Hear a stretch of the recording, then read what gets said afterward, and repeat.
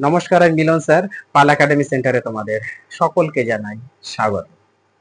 আজকে দশম শ্রেণীর গণিত বইয়ের যদি তোমরা কোষে দেখি 5.3, এই অধ্যায়টি হচ্ছে অ্যাকচুয়ালি অনুপাত ও সমানুপাতের একটি অধ্যায়, অথবা বইয়ের পেজ নাম্বার 99 যদি বার করো, তাহলে আজকে 13 দাগের তোমাদের আমি 1 নাম্বার এবং 5 নাম্বার এই দুটো অঙ্ক একটু লিখে রেখেছি। এই দুটো অঙ্ক খুবই ইম্পর্টেন্ট। আজকের এই ক্লাসে এই দুটো অঙ্ক কিভাবে করতে হবে এই নিয়ে আলোচনা করব। এবং আজকে ক্লাসটি তোমাদের অনুপাত ও সমানুপাতের এই ক্লাস হচ্ছে শেষ ক্লাস, কারণ প্রত্যেকটি ক্লাস আমার আপলোড করা হয়ে গেছে। আজকের এই ক্লাসটা করলে তোমাদের এই চ্যাপ্টার কমপ্লিট। যাই হোক, আমরা কথা বাড়াবো না, আমরা সরাসরি দেখে নিই 13 দাগের আই নাম্বার অঙ্কটা কি বলেছে। দেখো কি বলেছে, a/2 = b/3 = c/4 = 2a - 3b + 4c/t হলে কি হলে সব ইকুয়াল দিয়ে দেওয়া আছে, মানে এইটা সমান সমান এইটা সমান সমান এইটা সমান সমান এইটা, তাই না? বলে এই p এর মানটা নির্ণয় করতে বলেছে। দেখো কিভাবে করতে হবে। যেহেতু আমাদের ইকুয়াল দিয়ে দেওয়া আছে প্রত্যেকটা পদ সমান, তাহলে আমরা লিখতে পারি না যে a/2 = b/3 = c/4, এই জিনিসটা আমরা যদি ইকুয়াল টু কে ধরি, কোনো ক্ষতি আছে কি? এই জিনিসটা ইকুয়াল টু কে ধরি, এই জিনিসটা ইকুয়াল টু কে ধরি, তাহলে এই জিনিসটা যদি কে ধরি, তার মানে এই জিনিসটাও কি হবে? সিম্পল ভাষা, কারণ ইকুয়াল দিয়ে দেওয়া আছে, এই জিনিসটাও কি হবে? ওকে, আমরা শুধু তিনটা একটু ধরবো, ওকে, বাকিটা ধরবো না, কারণ এটা equal to K.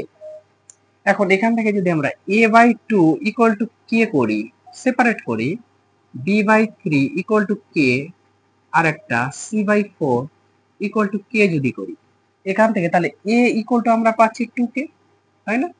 b equal to পাচ্ছি 3k, R c equal to পাচ্ছি 4k। ক্লিয়ার এতটুকু? এ বি সি তিনটে মান আমরা পেয়ে গেছি।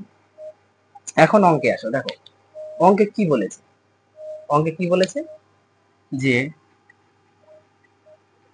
2a - 3b + 4c / t, ওকে। আবার এই পদটা ইকুয়াল টু কিন্তু আমাদের এই তিনটে পদ, এই পদটা ইকুয়াল টু মানে এই তিনটে পদ, আবার এই তিনটে পদ মানে হচ্ছে আমাদের ইকুয়াল টু কে। তাহলে এইটা ইকুয়াল টু আমরা কে লিখে রাখতে পারি। এবং একটা কন্ডিশনে তোমরা মেনশন করে দিলে, কি মেনশন করবে? যেহেতু যেহেতু এই কথাটা একটু মেনশন করে দিবে, a/2 = b/3 = c/4 = k। যেহেতু এত সমান সমান এত সমান সমান এত ইকুয়াল টু কে, সো আমরা এই জিনিসটার জায়গায় ইকুয়াল টু কে বসাতে পারি নিঃসন্দেহে, ওকে। এখন দেখো এখন কি হবে, আমরা এর মানটা একটু পুট করি, এর মানটা পুট করি। এ মানে হচ্ছে আমাদের কত? 2 গুণ এর মান 2k মাইনাস 3 গুণ বির মান 3k প্লাস 4 গুণ সির মান 4k বসিয়ে দিলাম, কোনো সমস্যা নাই। 2k 3k 4k A B C এর মান পুট করেছি উপরে, বাই দিয়ে নিচে পি আছে, পি থাক না, কোনো সমস্যা নেই। ইকুয়াল টু কে আছে, কে থাক।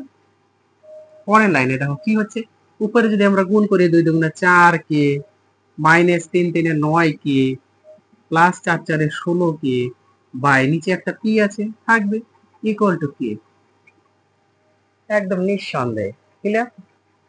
একটা যোগ বিয়োগ করো, প্লাসের আছে কত? আচ্ছা, মাইনাসের 9টা থেকে 4টা হাও করে দাও, তাহলে মাইনাসের 5টা থাকবে। এবার মাইনাসের 5টা আর এদিকে প্লাসের আছে 16টা, তাহলে প্লাসের 16 থেকে মাইনাসের 5টা চলে গেলে 11টা।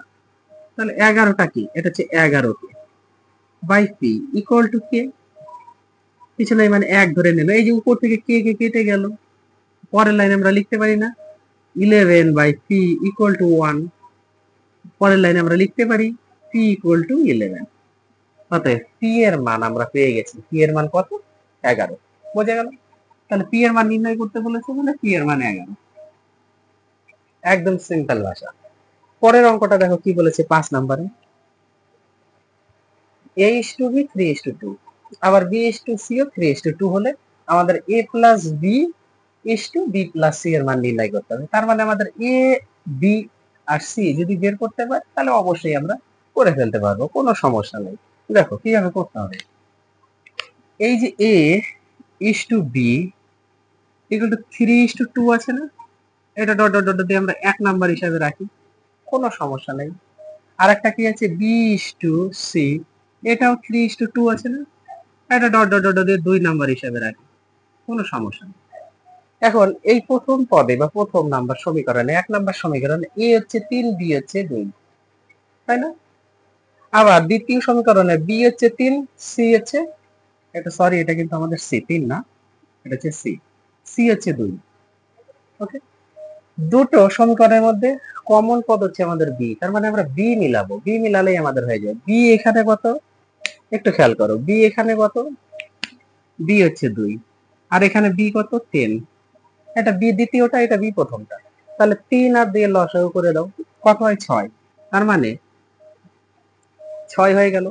তার মানে 2 এর সাথে কত গুণ করলে 6 হবে, 3 গুণ করলে, আর 3 এর সাথে কত গুণ করলে 6 হবে, 2 গুণ করলে। তার মানে 1 নাম্বার সমীকরণকে 3 দ্বারা এবং 2 নাম্বার সমীকরণকে 2 দ্বারা গুণ করে পাই, এই কথাটা একটু দয়া করে তোমরা লিখে দিবা। ওকে, 1 নং সমীকরণকে 3 দ্বারা এবং 2 নং সমীকরণকে 2 দ্বারা গুণ করে পাই। কেন গুণ করলাম, কারণ আমাদের বি মিলাতে হবে এবং বি মিলানোর প্রসেস হচ্ছে লসাগু করা, লসাগু করলেই বেরিয়ে যায় সব। এখন a is to b আমরা একটু যদি প্রপারলি লিখি, 3 দিয়ে যদি গুণ করি 3 3 9 is to 3 দুগুণা 6। এবার b is to c যদি আমরা এদিকে প্রপারলি গুণ করি 3 দুগুণা 6 is to 2 দুগুণা 4, তাই না? পেয়ে গেছি। অতএব অতএব এখান থেকে আমরা লিখে দিতে পারি না সরাসরি a is to b is to c equal to 9 is to b মানে 6 is to c মানে 4, তাহলে 9 6 4 পেয়ে গেছি না? এ মানে 9, বি মানে 6, আবার সি মানে 4 পেয়ে গেছি। এইভাবে করলেও হবে, কিংবা যদি এখানে আর একটু তোমরা ওস্তাদি করতে চাও, ওস্তাদি কথার অর্থ কি, এই দেখো ওস্তাদি কথার অর্থ হলো মনে করি, মনে করি, এই কথাটা লিখতে হবে কি, মনে করি, মনে করি, মনে করি কি A equal to, A equal to কত আছে, এর মান 9, 9 কি ধরো, বি ইকুয়াল টু বি মানে কত 6, 6 কে ধরো, এবং সি ইকুয়াল টু কত আছে এখানে, সি মানে হচ্ছে 4, 4 কে ধরো। এই এতটুকু হচ্ছে ওস্তাদি, এই এতটুকু হচ্ছে ওস্তাদি, এটা করলেও হবে। এ মানে হচ্ছে 9 কে, বি মানে হচ্ছে 6 কে, আর সি মানে হচ্ছে 4 কে ধরে না, তার মানে এ বি সি আমরা পেয়ে গেলাম। এখন আমাদের কি করতে হবে, A plus B is to B plus C. অতএব অতএব A plus B is to B plus C সমান সমান, এ মানে বসিয়ে দাও 9 কে প্লাস বি মানে হচ্ছে 6 কে, হয়ে গেল, ইস টু বি মানে 6 কে বসিয়ে দাও, সি মানে 4 কে বসিয়ে দিলাম মান। এটা যদি আমরা যোগ করি 9 আর 6 হচ্ছে 15 কে, ইস টু এটা যোগ করলে কত হচ্ছে 10 কে, এই যে কে কে কেটে গেল, তাহলে আমাদের থাকলো 15 ইস টু 10, এটাও কাটাকুটি যাবে 5 দিয়ে, 5 দিয়ে যদি করি 3 5 15, 5 দুগুণা 10 সমান সমান 3:2, এটাই হচ্ছে অ্যান্সার, এটাই অ্যান্সার। কত সোজা, একদম সোজা, তাহলে একটু বুঝতে হবে আর কিছু না, একটু বোঝা আর প্র্যাকটিস করা, রিভাইজ করা, তাহলে এই অঙ্ক একদম ঝড়ের গতি বেগে চলবে। যাই হোক, এই অধ্যায় তোমাদের পুরো ক্লিয়ার হয়ে গেল। 2026-এ যারা মাধ্যমিক দিচ্ছে তাদের উদ্দেশ্যে আমি প্রত্যেকটি ক্লাসেই বলি এই অনুপাত ও সমানুপাতে, যেদিনই আমি এই ক্লাস করাই এই অধ্যায় প্রত্যেকটা ক্লাসে আমার এই কথাটা তোমরা দেখতে পাবে। যারা মাধ্যমিক দিচ্ছে 2026-এ তারা একটু গুরুত্ব দাও এই অধ্যায়টাই, কারণ এই অধ্যায় থেকে মোটা একটা নাম্বার থাকবে, পাবা তোমরা যদি এখান থেকে প্র্যাকটিস করো। এবং এই অধ্যায়ের অঙ্কগুলো একদম সিম্পল সোজা।